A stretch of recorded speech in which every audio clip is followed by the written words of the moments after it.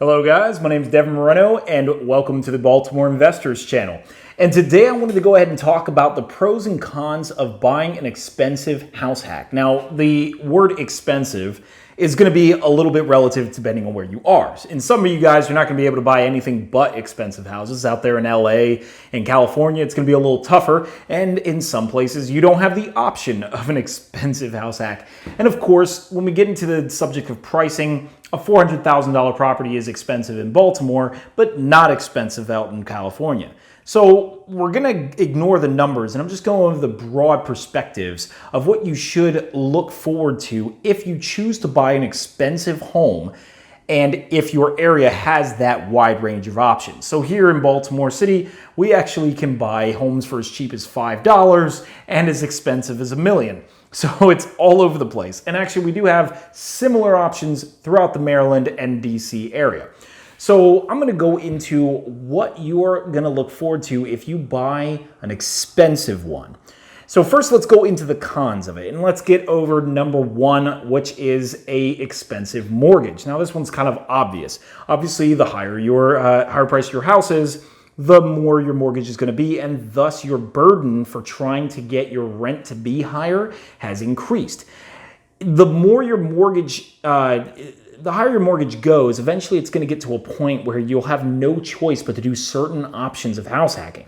So if you want to rent out the entire house, then over leveraging yourself with a very expensive home might not be an option for you. And if you do that, you will end up probably having to rent by the room or split it off into different sections. And the more you section off the house, the more rent you will receive. So you're going to have to counterbalance that with the mortgage. So that's obviously your number one downside is your burden is harder to achieve as far as rent amounts. So the next thing we have to go into is higher taxes. So most taxes in every county and city work off a percentage of the mortgage amount or the actual value of the home, most often the second part there. So with that being in mind, if you're going into an expensive house, your home is going to be, of course, worth more. And if you multiply it by a percentage, obviously, the more expensive the house, the more that's going to be. And the thing is, taxes are going to be that one thing you can't get rid of. So that is going to constantly keep increasing on you. A lot of people think your mortgage stays the same. If you've never bought a house before, you might be under that impression that your payments never change throughout the entirety. That's not true. Your taxes and your insurance will continue to go up. And therefore, that's something you're going to have to look forward to is the fact that if your area starts appreciating too fast, then your taxes are going to go up exponentially. So that's something definitely to worry about if you get a more expensive house. The next thing we got is higher utilities. Now, this is something that's a little harder to factor in, but if you're doing a house hack, oftentimes the burden of the utilities is going to fall on you, which means that if you do a room sharing house and you have 5 people living in the house and the house is massive and not well insulated, then your utility bill could be as high as $600 and $700 a month if your house is, let's say, 4,000 square feet. So it might seem like a good idea to get that more expensive house, but just keep in mind those utility bills can get out of control. You're going to have more lights. You're going to have your HVAC is going to be much stronger. It's going to have to occupy a bigger space. Same with the AC. It's going to have a much larger burden on it. Your water heater is going to be more taxed. So, and of course, with all those utilities, you know, sometimes even those more expensive areas get higher end utilities, higher end utility prices in them. So that's something to watch out for. Each utility company is going to be a little different on how they handle that. But you should expect higher utilities. So the next thing with a more expensive house, you're often going to have a harder fall in a recession. Obviously, this is due to the mortgage amount. So if you cannot keep up the tax burden, then that means you will have a lot more that you owe. You're going to be much closer to those $500,000 to $1 million in debt ranges. Now, this is not a big deal if you're doing like the room sharing aspect of it, because rooms don't typically tend to fall below certain thresholds of prices, even in a recession. And also with a house hack, you're using a residential loan, and those often can't be called due before the loan term date as long as you're up to date on your payments. So you won't have what happened during the 2008 crash with a lot of these balloon payments and commercial loans. So you usually don't have to worry about this one. But it is something to note if you ended up trying to rent the house, let's say with the vacation rental style, then you're going to have a harder time keeping up that rent because during a recession, people don't want to vacation as much, so it gets a little bit tougher. So it depends on how you did your house hack. but that is something to keep in mind. So the next one is more expensive repairs.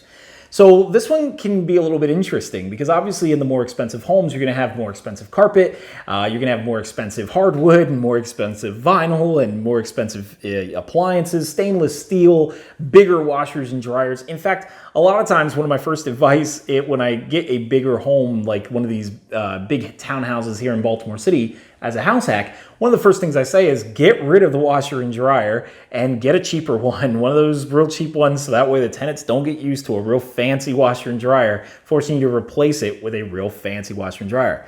Sometimes that gets a little bit tougher, like in the kitchen, you can't get rid of all the stainless steel appliances, but just note, if you replace it, you might feel compelled to get a more expensive appliance. This also comes true with, like, let's say your carpet is a much more plush material with a lot more of a, tougher padding, a thicker padding with, moisture barriers, or your hardwood floors. Yes, you can resand them and such, but if you have to replace them, oftentimes it might be a more expensive hardwood.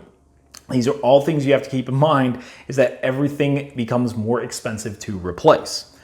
So the next thing we have is contractor costs. So a lot of contractors, especially, God forbid you're shopping on Angie's List or with Michael and Sons or something, but a lot of these contractors are, they get used to these expensive areas and they think, oh, you're a homeowner, you'll pay more for the same thing. Now, we can get into the whole investor pricing versus homeowner pricing, but the truth is homeowners get screwed on pricing. They pay a lot more for the same thing investors pay. And even if you announce yourself as an investor, the contractor's really not going to care. Most of you guys doing house hacks are probably beginners, and they're going to be able to smell that a mile away. As soon as 5 minutes of the conversation started, no matter what you try, they know you're new. So oftentimes with that expensive home, them knowing you're new, you will deal with a lot more contractors charging much higher rates. So this is something definitely to watch out for. Make sure to shop around with your contractors, and unfortunately, you're going to fall victim to it more often than if you had a cheaper home. So with all those cons, we should get into some of the pros, because there are a lot of great advantages with a house hack in a much more expensive home. And so the first one we got to mention is a faster appreciation schedule. The thing is, appreciation kind of works almost essentially based on inflation, right? Like, not really, obviously there's market forces at hand here, but let's just say your home is increasing in value at 3% a year. Well, at 3% of $400,000 is going to be exponentially more than 3% of $150,000. So the more expensive your home is, the faster it appreciates. And that's something you can catch. If you get this more expensive home, you're riding the wave of that appreciation. Your home is getting much more valuable very, very quickly. Generally, these higher appreciating homes, these higher priced homes, are also in neighborhoods that are desirable neighborhoods. Investors keep investing in them, and so they become more desirable and more valuable, and thus your appreciation rises even faster. So that's something that you can definitely look forward to, is sometimes you can sell the home very quickly after you've bought it for like $100,000, $200,000 more than what you bought it for. So the next one is principal paydown. So your principal paydown is going to be a lot faster in an expensive home than it will be in a cheaper home. So the principal paydown in, let's say, an $80,000 home might be like $200, and it'll stay at around $200 for the next 5 years. It won't really go anywhere. But an expensive home, let's say a $400,000 home like my room sharing house, well, it started at $500, and within 1 year it moved to like $800 as far as principal paydown. It moves very, very quickly. And so the more you pay it down, actually there's an argument that paying down these expensive homes is actually much more advantageous to you, because the principal payments, they explode on you. And eventually they are way outpacing whatever your cash flow could possibly be. So when you combine that with appreciation, you have a lot of equity in your home. And when you're talking about HELOCs, which are more available to residential loans, and when you're talking about equity loans and stuff like that, you can pull and use that money to continue investing, then expensive homes are going to reign supreme over a cheaper home, which really isn't acting as a good bank account for you. So the next one we got to go into is tax write-offs. So the tax write-offs on a home, if you look at the depreciation schedule, you divide the home by 27 years, the value of the home, and you can depreciate it by that amount. Well, obviously the depreciation schedule is going to be better for an expensive home than a cheaper home. As of right now, I get to write off, like on a single house, over $18,000 on my W-2 income, just because I have a more expensive house. Now remember, This is for the interest on the home that you're paying. The interest is going to be very high on an expensive house. You're not paying that interest, your tenants are. So now, not only are your tenants actually cash flowing the house for you, or maybe even making you live for free, but you are now able to use that write-off to pay less in taxes on your actual income where your job is. Obviously, like I said, house hacking is generally catered to new people, so therefore new people in this business often still have their day job to go to. So the next thing we got to talk about is faster rent increases. Rent increases happen at a quicker rate in these expensive areas because, as I mentioned earlier, they become more desirable over time. So with the area becoming more desirable, people are going to start to pay more, and you know that you're going to be able to steadily increase at a quicker rate than with these cheaper places where they don't really develop as quickly. So that's something else to think about. The next thing is more renewals. So with your expensive homes, you're gonna have a lot of luxury. So if you're talking about a vacation rental, you're gonna have people coming back to your vacation rental because you had a very nice home. And if you're talking about a room rental, well, room rentals tend to be very quick in turnover. Well, they'll turn over less often if their rooms are bigger, accommodating those larger spaces, if the area is nice and it's everything that they want and they simply couldn't afford to live in that area on their own, where they're gonna stay longer than if you were in a cheaper house where all the rooms are crammed together and they're sharing a bathroom. I mean, it's gonna be obvious. So they're gonna stay longer than what your typical tenants would in a house hack.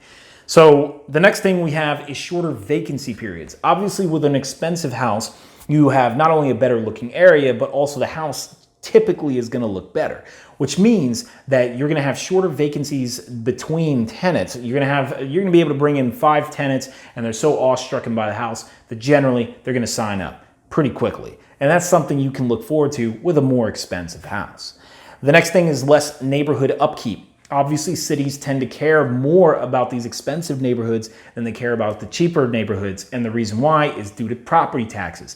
They collect more from the expensive neighborhoods than they do the cheaper neighborhoods, which means that your trash pickup is going to be faster, your responsiveness by the city is going to be sooner, and everything that you need as far as gardens and amenities in the area, it's all going to be much, much more upkeep and upkept. And so therefore, you don't have to worry about that than if you were in a cheaper neighborhood. So that is something definitely to watch out for. And of course, lastly, we have to get into quality of life. Obviously, if you're doing a house hack, that means you're going to be living there for a period of time. This means that your more expensive house hack is going to be naturally in an area that is probably more desirable for you to live in. And so this obviously makes the house hack that's more expensive much more attractive to those starting out, because sometimes they don't want to give up that standard of living. Me personally, I usually try to move out as fast as possible, so I don't really care about that factor as much. And some others, they're trying to ride the wave of the market, so buy cheap and then wait 3 years and suddenly that area appreciates. So sometimes that's not really as big a deal to you. But if luxury living is something that's important to you, then the more expensive house hack is going to be where it's at.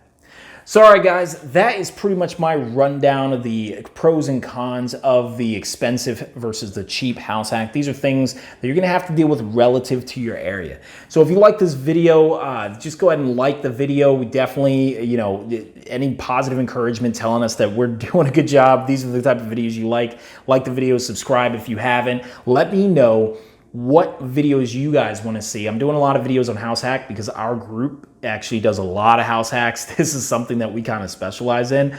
But let me know what you guys think of this whole model, and I will talk to you all very soon.